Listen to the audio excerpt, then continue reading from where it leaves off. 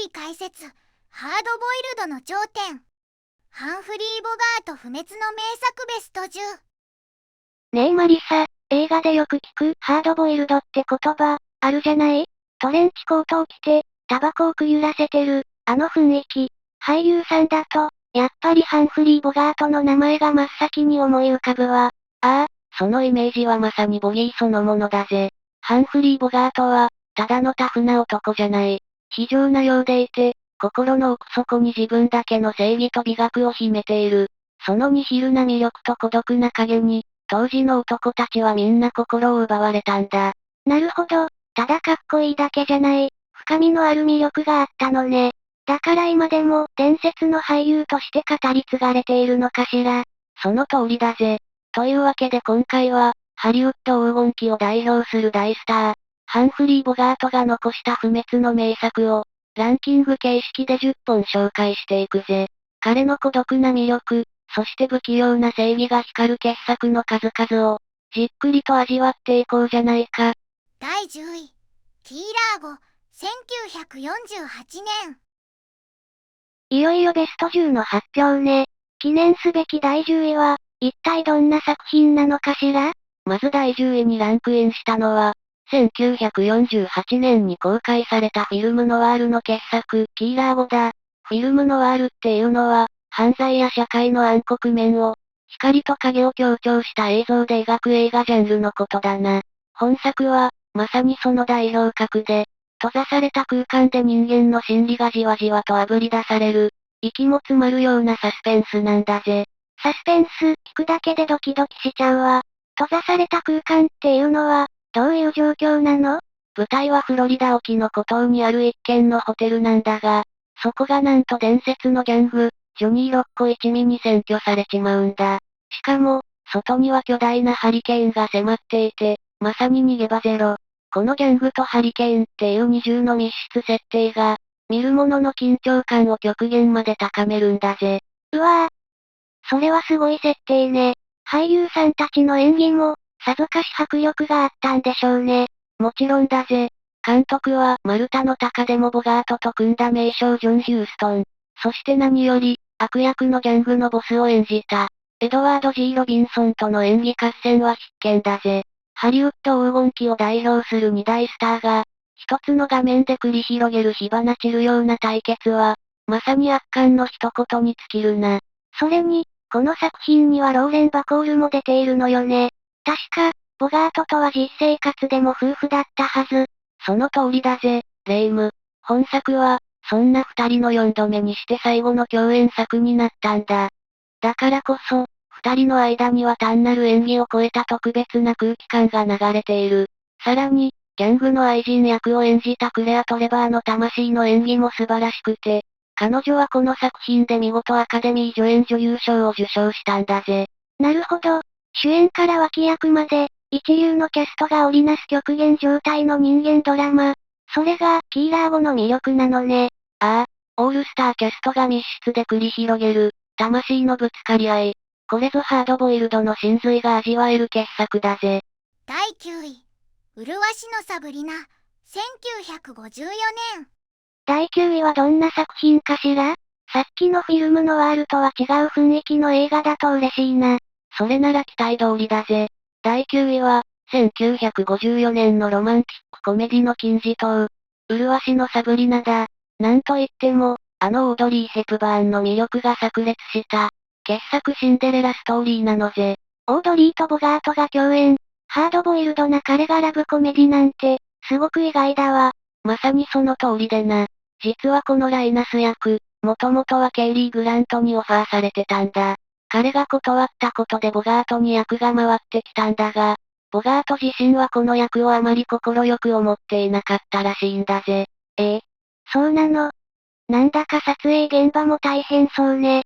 ああ、プレイボーイの弟役を演じたウィリアム・ホールデンとはもともと仲が悪かったらしくてな。撮影中はたびたび衝突したっていう逸話が残ってるくらいだ。そんな舞台裏がありながら名作になったのは、やはりオードリーの輝きが圧倒的だったからだろうな。彼女のファッションも、すごく話題になったって聞くわ。その通りだぜ。ユベールド・ジバンシーが手掛けた衣装は伝説的で、サブリナパンツやサブリナカットは世界的に大流行したんだ。普段のイメージとは違う、恋に不器用な堅物男を演じるボガートの姿は、逆に新鮮で心に響く。ハードボイルドだけじゃない、彼の新たな一面を発見できる貴重な一本だぜ。第8位、3つ数えろ、1946年。第8位の発表をお願いするわ。今度はどんなボガートが見られるのかしら？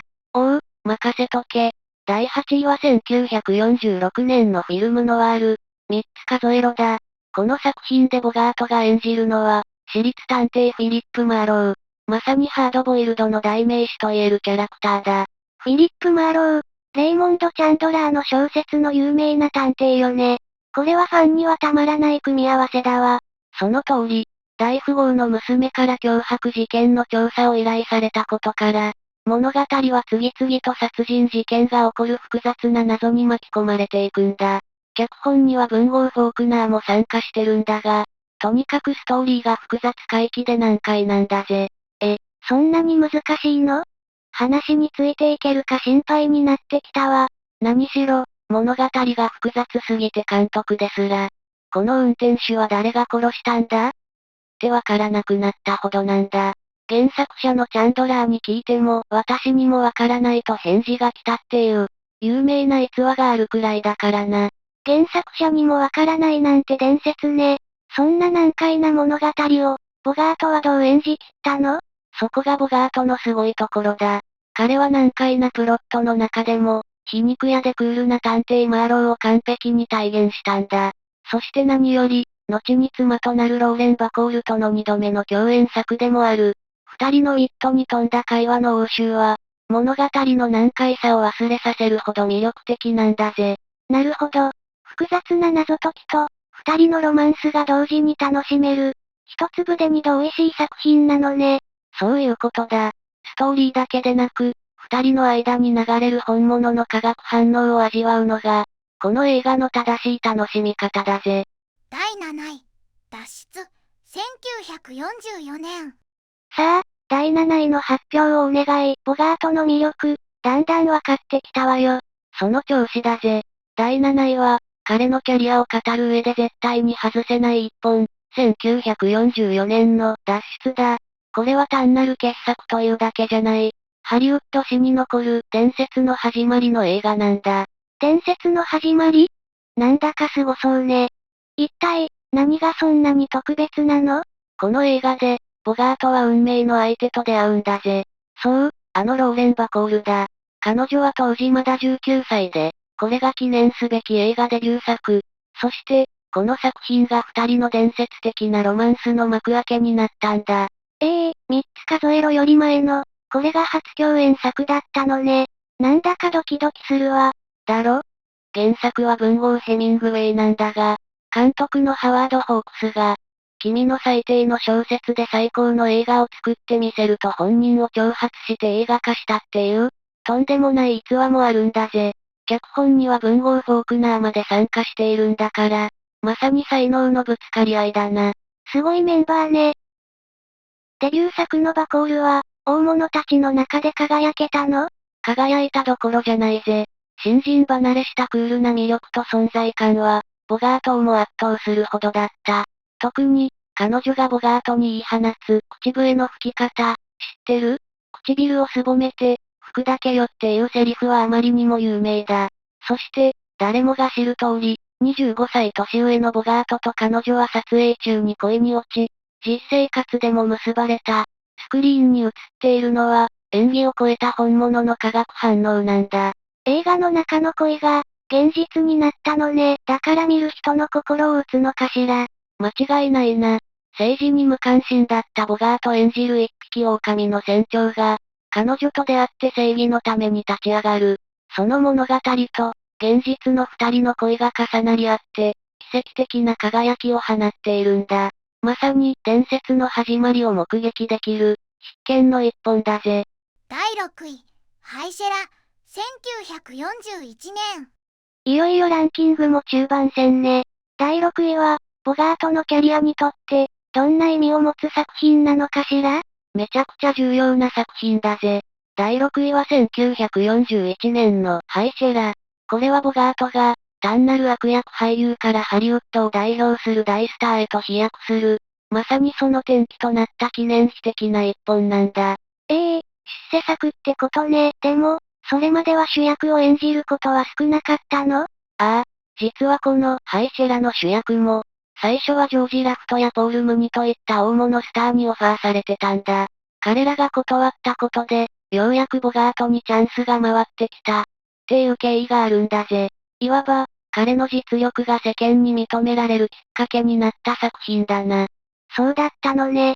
苦労して掴んだ主役で、彼はどんな役を演じたの？彼が演じたのは、狂犬の異名を持つ凄腕の強盗犯ロイヤールだ。特赦で出所して、人生最後の大きな山に挑むんだが、この男が実に人間臭くて哀愁に満ちているんだ。古い時代の遊戯にこだわるあまり、血気盛んな若い仲間とはうまくいかない。その上、足の不自由な娘に純粋な恋をして、叶わぬと知って苦悩するんだぜ。この映画は、もともと、ギャング映画というジャンルが衰退しつつあった時期に、主人公の内面を深く掘り下げることで新たな地平を切り開いた、時代を象徴する一本とも言えるな。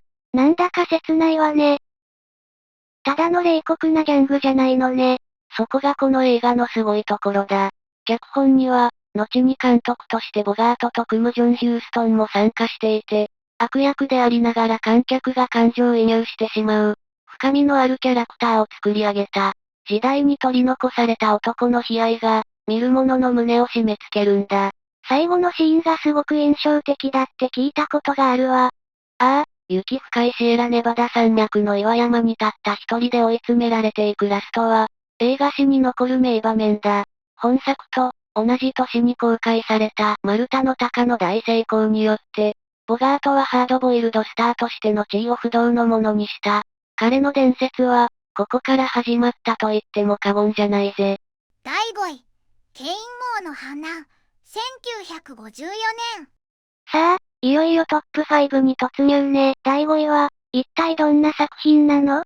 第5位は、ボガートの役者人生における一つの到達点とも言える、1954年の傑作、ケイン号の反乱だ。この作品で彼は、これまでのハードボイルドなイメージを根底から覆す、とんでもない怪演を見せてくれたんだぜ。イメージを覆す怪演？一体どんな役だったの？彼が演じたのは、第二次大戦中の軍艦ケイン号に新しく着任したクイーグ艦長だ。この男が、とにかく神経質で編集的なんだ。イチゴがなくなっただけで乗組員全員の所持品検査を命じたり、自分のミスを部下になすりつけたりする。まさに嫌な上司の典型だな。うわぁ、それは部下はたまったものじゃないわね。そして物語は、巨大な台風に遭遇したことで大きく動く。極限状況で取り乱し、まともな指揮ができなくなったクイーグ艦長を見かねて、ついに副長が彼を解任し、指揮権を奪うんだ。だが、その行為が反乱とみなされて、物語の後半は緊迫の軍法会議が舞台になるんだぜ。なるほど、前半が艦内のサスペンスで、後半が法廷ドラマなのね。面白そう。特にクライマックスの軍法会議のシーンは必見だ。証言台に立ったクイーグ艦長が、弁護士の巧みな尋問にじわじわと追い詰められていくんだが、その時のボガートの演技が凄まじいんだ。手に持った二つの鉄球をカチカチ鳴らしながら、徐々に正気を失っていく姿は、まさに圧巻の一言だぜ。彼の狂気が爆発するのね。想像するだけで鳥肌が立つわ。この危機迫る演技で、ボガートは3度目にして最後のアカデミー主演男優賞にノミネートされたんだ。原作はピューリッツァー賞を受賞した小説で、単なる反乱劇じゃない。現代社会の組織論にも通じるテーマを扱い、平時の正論と極限状況での正義とは何かを、我々に鋭く問いかけてくる重厚な人間ドラマなんだぜ。第4位、アフリカの女王、1951年。いよいよ第4位ね。ここまで来ると、どの作品も伝説級な気がするわ。その通りだぜ。そして第4位のアフリカの女王は、ボガートの役者人生において、まさに最高峰の輝きを放った一本だ。この作品で彼は、ついに悲願のアカデミー主演男優賞を初めて受賞したんだ。ついにアカデミー賞、やっぱりすごい作品なのね。共演者もすごかったのかしら？ああ、共演したのはハリウッド史上最高の女優と名高い、あのキャサリン・ヘプバーンだ。後にアメリカ映画協会が選んだ伝説の俳優ランキングで、男女それぞれの第一位に輝いた二人が、この映画で夢の共演を果たしたんだぜ。まさに伝説と伝説のぶつかり合いね。舞台はアフリカだっけ？そうだ。監督のジョン・ヒューストンはリアリズムを追求するために、アフリカのコンゴで過酷なロケを敢行したんだ。第一次大戦下の東アフリカで、ボガート演じる酒好きでそやな船長と、ヘプバーン演じる真面目な伝道師が、オンボロ戦でドイツの軍艦に戦いを挑むっていう冒険活劇だ。正反対の二人が、一つの船で旅をするのね。なんだかトラブルが起きそう。そのトラブルこそが見どころなんだぜ。おまけに撮影現場もトラブルだらけだったらしい。あまりに過酷な環境で、ヘプバーンをはじめ、多くのスタッフが赤痢やマラリアで倒れてしまったんだ。だが、ボガートとヒューストン監督だけはピンピンしてた。どうして？二人は現地の水を一切飲まず、持ち込んだ大量のウイスキーを水代わりに飲んでいたかららしい。まさに豪傑としか言いようがない逸話だぜ。水と油だった二人が、激流やヒル、ドイツ軍の攻撃を乗り越えて絆を深めていく姿は、冒険とロマンスとコメディが見事に融合した、映画の楽しさそのものだぜ。第3位、黄金、1948年。いよいよトップ3の発表ね。第3位は、一体どんな作品なのかしら？第3位は、人間の欲望という普遍的なテーマを、強烈なリアリズムで描き切った傑作、1948年の黄金だ。これはボガートのキャリアの中でも、特に異彩を放つ一本と言えるぜ。黄金って、タイトルからしてなんだかすごそうね。宝探しの話？その通り、1920年代のメキシコを舞台に、ボガート演じるダブズを含む3人のアメリカ人が、一攫千金を夢見てシエラマドレの山中で金鉱を探し当てるんだ。だが、物語の本番はそこからなんだぜ。黄金を見つけてからが本番なの？ああ、手にした黄金が、逆に人間の心を蝕んでいくんだ。特にボガート演じるダブズは、黄金の魔力に取り憑かれて、次第に仲間を信じられなくなる。強欲と猜疑心の塊へと変貌していく彼の姿は、見ていて本当に恐ろしくなるほどだぜ。ヒーロー役が多いボガートが、そんな醜い役を演じたのね。そこがこの映画の肝なんだ。監督は名優ジョン・ヒューストン。彼はこの作品でアカデミー監督賞と脚色賞をダブル受賞した。さらに、山市の老人ハワード役を演じた監督の実の父親、ウォルター・ヒューストンも助演男優賞を受賞して、映画史上初の親子同時受賞という快挙を成し遂げたんだ。親子でアカデミー賞なんて、すごすぎるわ。作品作りにかける情熱が伝わってくるわね。ああ、ハリウッドの大作としては珍しく、全編メキシコロケを敢行して、そのリアリティが作品の価値を一層高めている。そして、この映画を伝説にしたのが、あまりにも皮肉なラストシーンだ。命がけで手に入れた砂金が、最後にはただの砂として強風に吹き飛ばされて、すべてが無に帰してしまうんだぜ。そんな結末なの。悲しすぎるわ。でも、それがこの映画のメッセージなのね。だが、それを見た老山氏はカラカラと笑うんだ。人生ってお笑い草だよ。金が絡むとなってな。人間の欲望の愚かさと虚しさを、これほど強烈に描き切った作品はそうはない。ボガートの最高の演技が見られる、まさに傑作中の傑作だぜ。第2位、マルタの鷹、1941年。いよいよ第2位ね。ここまで来たら、もう映画史の教科書に載っているような作品しか、残ってないんじゃないかしら？その通りだぜ。第2位に輝いたのは、1941年公開のマルタの鷹。これはもう、単なる傑作じゃない。フィルムノワールというジャンルそのものを確立し、ハードボイルドという美学を決定づけた、すべての原点にして頂点なんだ。すべての原点、聞くだけで鳥肌が立つわ。ボガートは、どんな役を演じたの？彼が演じたのは、私立探偵サム・スペイド。謎の美女からの依頼をきっかけに、莫大な価値を持つと言われる鷹の置物をめぐる、一癖も二癖もある悪党たちの騙し合いに巻き込まれていくんだ。このサム・スペイドこそが、その後のあらゆるハードボイルドヒーローの原型になったんだぜ。まさに元祖ハードボイルド探偵ってことね。監督も有名な人なの？ああ、監督はこれがデビュー作となった、ジョン・ヒューストンだ。原作はダシール・ハメットのハードボイルド小説の金字塔。ヒューストンは原作の精神を完璧に映像化してみせたんだ。実は主演も、最初はジョージ・ラフトに断られてボガートに役が回ってきたんだが、今となってはサム・スペイドはボガート以外考えられないよな。ハイシェラと同じパターンね。チャンスをつかんでスターになったっていうのが、またかっこいいわ。共演者も豪華だったんでしょ？もちろんだぜ。謎の美女役のメアリー・アスター、神経質な小男ピーター・ローレ、そして得体の知れない巨漢シドニー・グリーンストリート。全員が強烈な個性を放つ怪優揃いで、ボガートとの蝶々発しのやりとりは息を飲むほどだ。監督の父親ウォルター・ヒューストンがカメオ出演してるのも見どころだな。すごい、まさにオールスターキャストね。この映画のサム・スペイドが、後世にそんなに大きな影響を与えたのはどうしてなの？それは、彼が非常な掟を自らに課しているからだ。相棒を殺した犯人を突き止めるため、たとえ愛した女が犯人であろうと、彼は市場を挟まず警察に突き出す。俺は誰の言いなりにもならないという強い意志。金にも女にも惑わされず、己のルールだけを信じて孤独に戦う。そのストイックな生き様が、男たちの心を掴んで離さないんだぜ。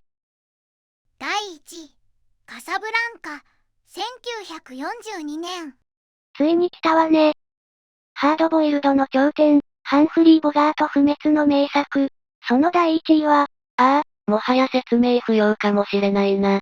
栄えある第1位は、1942年公開、映画史に燦然と輝く不朽の名作、カサブランカだ。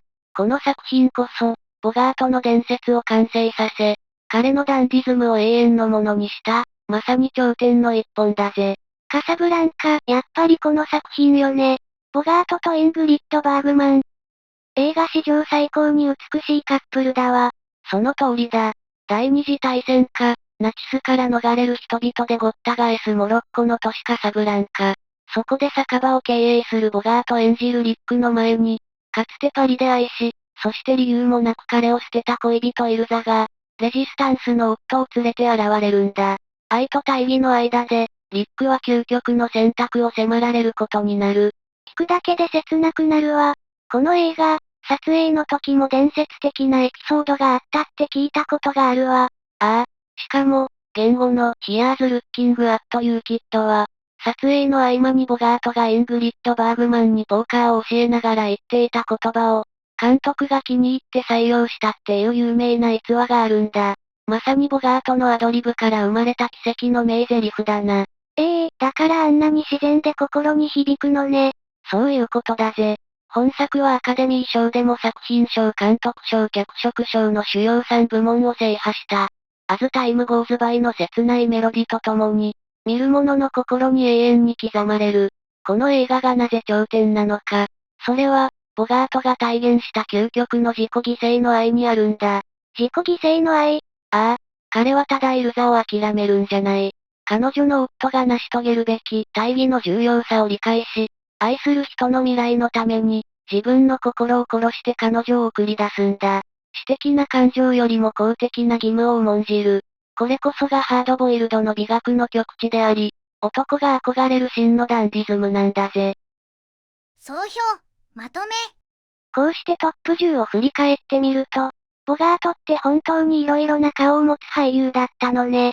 非情なギャングから、不器用な恋に悩む堅物、そして国を憂う愛国者まで、ただのタフガイじゃない、人間的な深みに改めて感動しちゃったわ。その通りだぜ。彼が演じた役柄の根底には、常に一本の筋が通っていた。それは、タフな外面の下に隠された、脆さや優しさ、そして自分だけの正義と美学だ。だからこそ、彼の演じるキャラクターは単なるヒーローや悪役じゃなく、血の通った一人の人間として我々の心に響くんだぜ。なるほどね。だから時代を超えて、今でも男が憧れる男として語り継がれているのね。そういうことだ。さて、今回のランキング、あなたの好きなボガート映画は何位だったかな？必死の逃亡者や、麗しのサブリナとは真逆の夫婦を演じた。